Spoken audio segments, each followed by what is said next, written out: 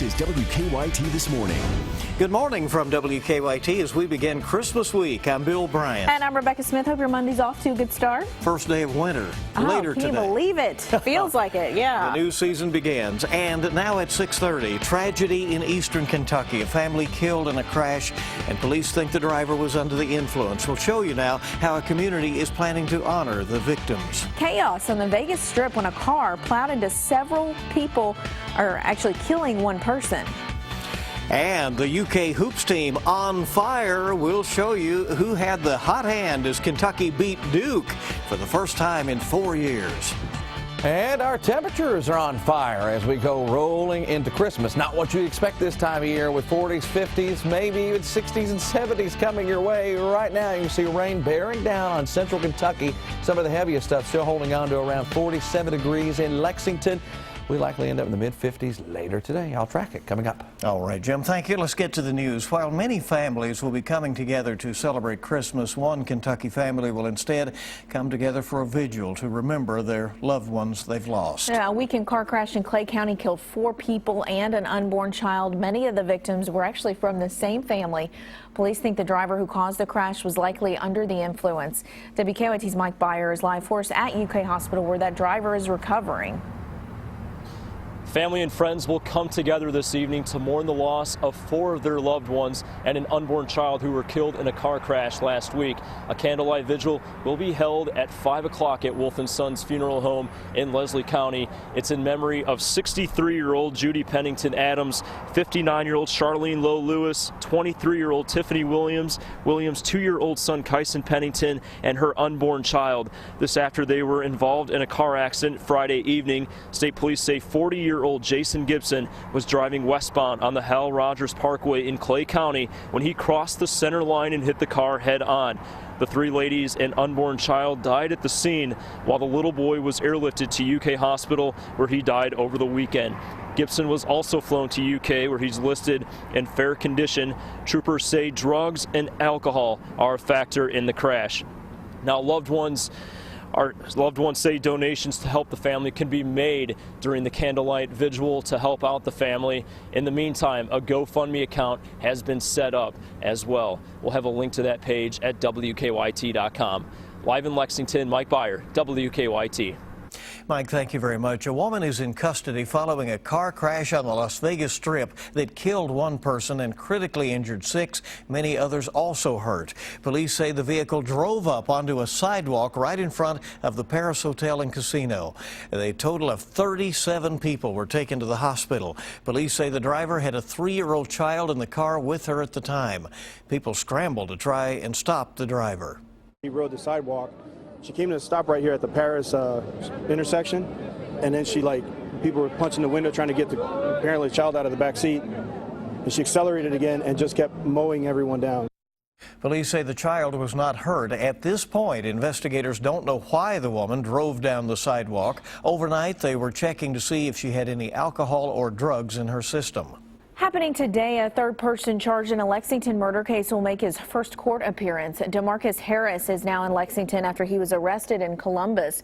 Police say he shot Darnell Bates last year during a deadly home invasion on Addy Street. Harris will be arraigned today. Charles Patton III and Caitlin Conway are also charged with murder in the case. New this morning, a woman is in jail accused of trying to run over 2 Lexington police officers. Latasha Bond is charged with 2 counts of wanton endangerment. Police say she put a car in reverse and drove toward officers to try and prevent them from doing a traffic stop. When she put the car in drive, police say she dragged an officer for a short distance. Bond will be arraigned on the charge later today. A woman who's been serving a life sentence in Kentucky for a Lexington murder could find out in maybe just an hour or so today if she will get a second chance at life outside of prison. Karen Brown made an appeal last week to a Kentucky parole board asking to be released. She says she has changed her ways since killing Michael Turpin back in 1986. And today the board is expected to tell her what they think. Mike Byer will tell us what is expected. Good morning, Rebecca. And when the parole board meets in a closed session in just an hour this morning, one of 2 things could happen. Either Karen Brown will be granted parole, allowing her to be released from prison, or her request for a second chance will be denied. I think I'm ready. to learn to ask for help, ask for forgiveness, and stay on a better path. Last week, Brown asked the parole board to give her another shot at life. She's serving a life sentence for killing her lover's husband, Michael Turpin, back in 1986. Brown held him down while he was stabbed. Turpin's family says they are still working through the pain of his death. Last week, they brought an emotional request to the parole board, tearfully asking them to keep Brown in prison. She should spend her entire life where she's at. It doesn't mean 8 years or 20 years or 30 years. Life is life. Now, if the parole board decides to grant Brown parole, it is still unclear when she could be released from prison. Of course, as soon as that decision is made, we'll let you know what happened. As always, we will keep you updated on air and online. From the live desk, Mark Barber, WKYT. Thank you so much, Mark. A recent University of Kentucky graduate was one of 3 people killed in a Nelson County crash.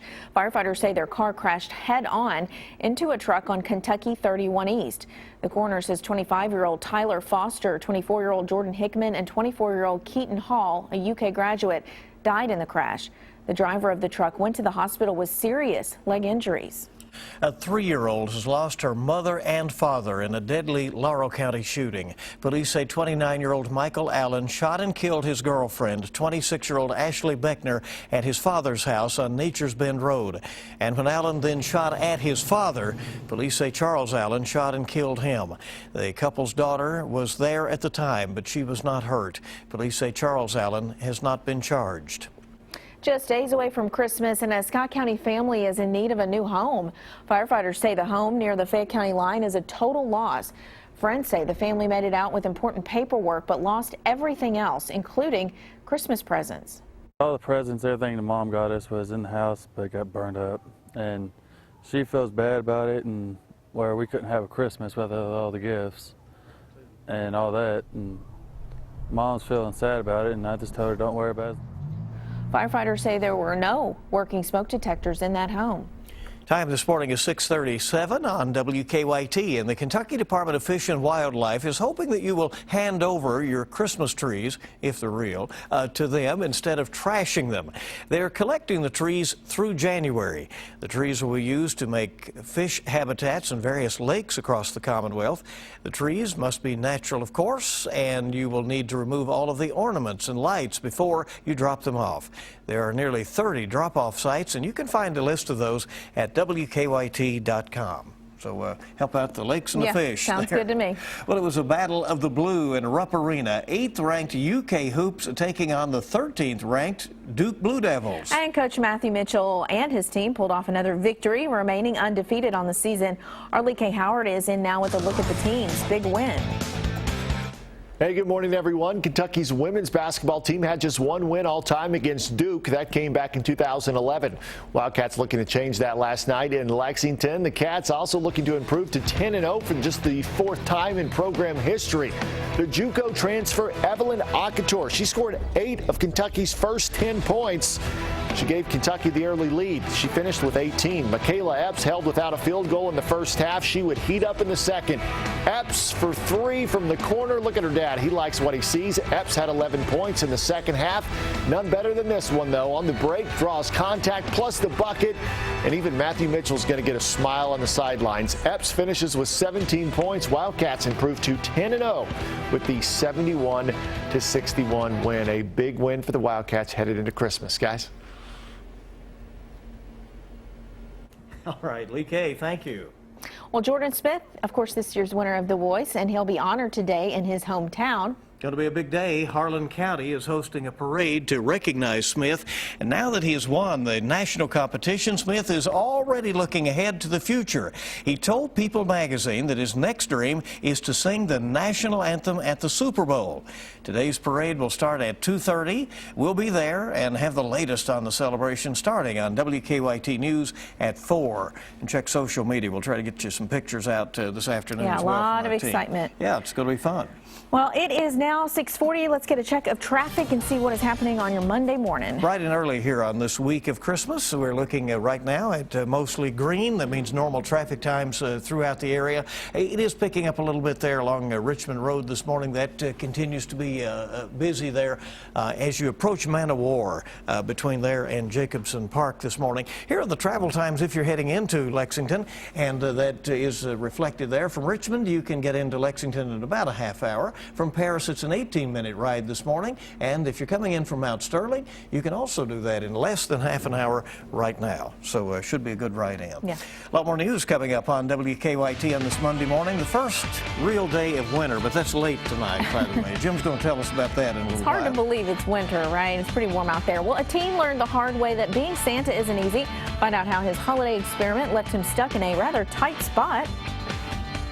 Yeah, winter gets here around 11:48 tonight, and we'll be around 40-50 degrees in some spots out there, and even warmer through the week. We'll track all of it coming up.